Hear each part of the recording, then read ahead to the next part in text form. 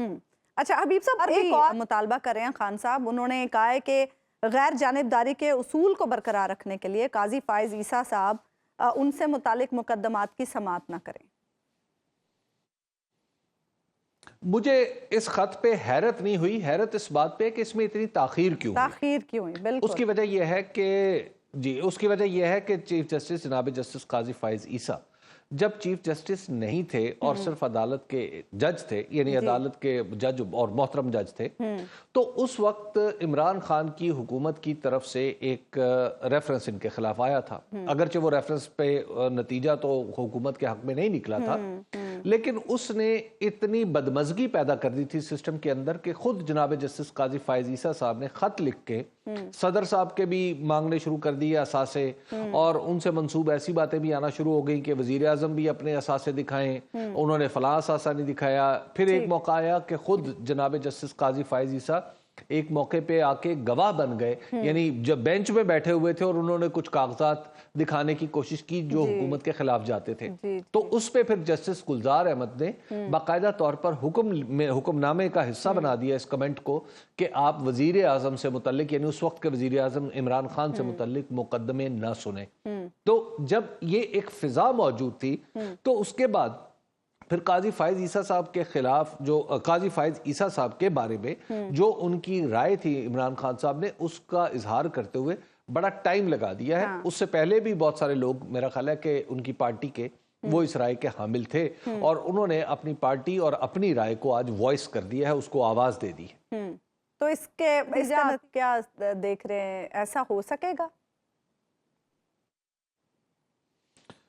ऐसा क्यों नहीं हो सकता? अच्छा। मसला ये है कि जब सूरत हाल यहाँ तक पहुँच चुकी है कि जनाब जस्टिस काजी फायज ईसा साहब की सरबराही में एक बेंच बना और उसने पाकिस्तान तहरीक इंसाफ से उसका इंतखाबी निशान लिया तो नहीं, एक्चुअली तो फैसला तो किया था इलेक्शन कमीशन ने, उसकी तौसीक हो गई सुप्रीम कोर्ट में जाके, और उस फैसले से पैदा पड़ने वाले पेच हैं जो जिससे आज भी अदालत नबर्द आजमा है कि उन्हें समझ नहीं आ रही कि सामने सुन्नी इत्तेहाद कौंसिल है या पीटीआई है। कल इम्कान भी जाहिर किया जा रहा है कि शायद मखसूस नशिस्तों का आज मुशावरत भी हुई है जजेस की। जी, तो बिल्कुल, तो उस फैसले से इतने पेच पड़े हैं कि वो अब तक खुल नहीं रहे। तो लिहाजा उसके बाद किसी भी पॉलिटिकल पार्टी के पास ये इस्तेहकाक होगा या उसकी ये राय बन सकती है कि जज साहब या फलां जज साहब अगर हमारे मुकदमात से दूर रहें तो हमारे लिए भी बेहतर होगा और उनके लिए भी बेहतर होगा, और किसी पॉलिटिकल पार्टी की तरफ से ऐसा कहना कुछ ज्यादा नामुनासिब बात भी नहीं है। कुछ दिन पहले असेंबली के फ्लोर पर मौलाना फजलुर रहमान साहब ने भी यही बात की थी। उन्होंने कहा था कि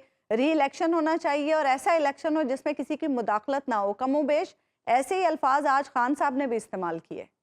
मुझे ऐसा लग रहा है कि इमरान खान साहब ने इस सिस्टम को बहुत बड़ी रियायत दे दी है अपने इस बयान से। अच्छा। अगर वो ये समझते हैं कि इलेक्शन जो है वो दोबारा होना चाहिए, तो ये तो इससे बड़ी रियायत तो इस मौजूदा सेटअप के लिए हो ही नहीं सकती। उसकी वजह यह है कि ये जो मौजूदा सेटअप है ये तो बुनियादी तौर पर फार्म 47 के जोर पर तश्कील दिया गया है। फार्म 45 तो उस फार्म 47 को सपोर्ट ही नहीं करता जिस पे ये हुकूमत खड़ी हुई है। तो अगर इमरान खान साहब ये कहते हैं कि जनाब हम नए इलेक्शन की तरफ जाते हैं, अगर इस बयान का मतलब यूं लिया जाए कि नया इलेक्शन होना चाहिए और नए इलेक्शन में इस्टेब्लिशमेंट की मुदाखलत नहीं होनी चाहिए और इस तरह की किसी भी मुदाखलत का रास्ता बंद होना चाहिए, तो आप यूं समझ लीजिए कि इमरान खान साहब ने इस सिस्टम को रियायत इस तरह दी है कि उनका तो मैंडेट सीधा सीधा चुराया गया है। यानी पाकिस्तान तहरीक इंसाफ का मैंडेट तो अगर यानी उस पे तो चुराना तो शायद छोटा लफ्ज है, इससे भी कुछ बड़ा काम किया गया है। तो जब अपने मैंडेट के चुराए, जी आप यूं कह सकते हैं, तो मैंडेट चुराए जाने की अगर माफी दे सकते हैं इमरान खान साहब, तो इसका मतलब यह है कि ये इस सिस्टम के लिए बहुत बड़ी रियायत है। लेकिन जाहिर है इसके साथ कुछ ना कुछ शराइत लागू होंगी। आप इससे फौरी तौर पे कोई मतलब तो अखज़ नहीं कर सकते कि वाकई पीटीआई ने अपना मौक़िफ़ बदल के कि हमारा मैंडेट वापस किया जाए, उसकी बजाय नए इलेक्शन की तरफ इशारा कर दिया है।